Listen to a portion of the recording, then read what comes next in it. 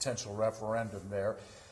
One of the things that's happening is we're hearing about petition educators or petition blockers who are working for the opponents to the referendum. And the way this ostensibly works is they're either educating the potential signers why it's a bad idea to sign the petition, or in some cases they're kind of blocking and getting in the way of people even being able to get to the person circulating the petition. We have anecdotal evidence that there have been instances where it's actually escalated, and one instance where someone may have been struck, another instance where people may have been surrounded by multiple petition blockers, another instance where maybe there was somebody was followed into another town. And I wanted to set the record straight and announce that our office is interested in receiving information from people who believe that they may have been improperly, unlawfully intimidated by executing their constitutional rights. So, to start with, Ohio law, and the reference for those of you who are interested is 3599.13 of the Ohio Revised Code. This law makes it a criminal offense to seek by intimidation or threats to keep somebody from signing, or to get them to sign a petition, or to circulate it or not circulate it. Now, there's a lot of different ways you can intimidate somebody or coerce them, but the bottom line is that's against the law, where people that oppose this referendum have a First Amendment right to oppose it and to speak out, but that right ends where intimidation and coercion begin. The law provides up to a 6-month jail sentence for this, up to a $500 fine. And we would like anybody that has information about one of these incidents to call the Attorney General's office, and we'd like to look into it. They can call our office toll-free at 800-282-0515. The law gives me the authority to make referrals on evidence that we gather to local prosecuting attorneys. There are appropriate safeguards in the law to protect local law enforcement, which is the backbone of law enforcement in Ohio. It does provide that in the event that those prosecutions aren't picked up in a reasonable time, that the Attorney General has dual authority to move forward.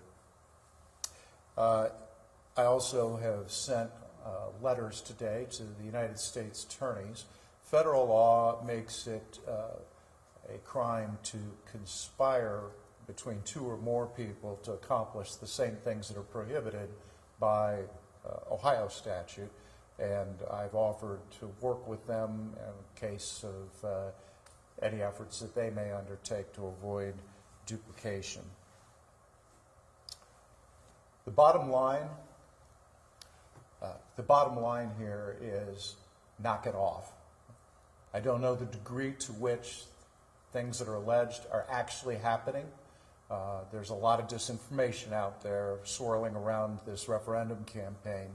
But respect your neighbors, respect their rights, and most of all, respect our society and our system here in Ohio that allows for a referendum, allows for petitions, allows for free speech. So with that, I'd be glad to answer any questions. Door-to-door type harassment, following people down the neighborhood street, that sort of thing, or a supplication, or somebody's collecting signatures? I'm really sorry, there's an echo in here. I was having a hard time hearing you. Yes. Door-to-door situations, people following people in the neighborhoods, or are they setting up like a table in front of the supermarket and bothering them there? What types of evidence have you heard? So most of the things that we've heard about are anecdotal, they're on social media, they're in the newspaper, and a lot of those facts aren't available. We just don't know, which is one of the reasons we want people to call the Attorney General's office so we can get the facts and see what's going on, if anything. I'm not prejudging this and don't know where the evidence might lead. Anybody else? Preliminary strike, I guess, maybe, just to get it out there that this is illegal, you can't do that. Right, right. And if it is happening, we want to know about it and take appropriate action. Do you feel election day, this might be more of an issue since petitions, this issue is on the ballot? Well, it looks like this would be on the ballot in 2020, so we've still got almost a year before we would get there. But obviously, the conduct surrounding any campaign reflects on the campaign. What is happening with groups like the Ohioans for Energy Security, who are putting out flyers saying, if you see circulators, call this number? Is there an issue with the people putting out the flyers trying to get more people to come to contact the other side to in essence, cause problems where the division? So that's probably protected by free speech, the First Amendment. The problem comes in what do people do when they come into contact. Is it troubling that some of these PACs or these organizations, they offer a veil of secrecy? You're not really sure where the money's coming, who's behind it, and that's maybe not necessarily the best thing for the government. It makes it tough. Well, I'm the Attorney General. I don't get to rewrite federal law, so I'm stuck with the laws as they are. The anecdotal evidence you're getting, even though it's, as you said, it's a lot on social and that sort of thing, are there any patterns you're seeing? It's usually, that it might be usually young ladies we're talking about. It's happening in Hamilton County mostly. Anything like that? The instances I'm familiar with are mostly in central Ohio, but I think that's because that's where I live, and that's those are the people I follow on social media.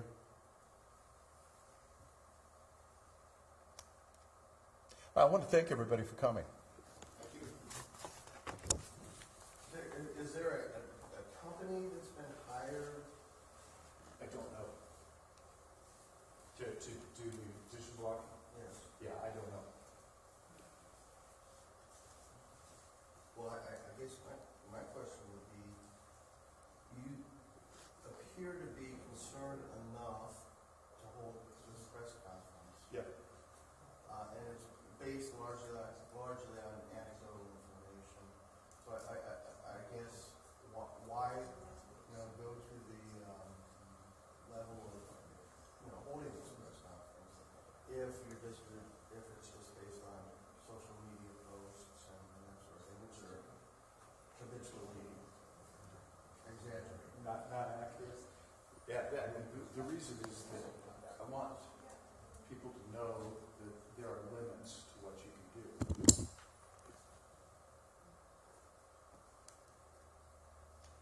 This is not open season on circulators. There are limits to what appropriate free speech is. And when you cross the line is when you're intimidating or coercing people, either the circulator or potential signers. And my message is knock it off. Right. And obviously the unspoken word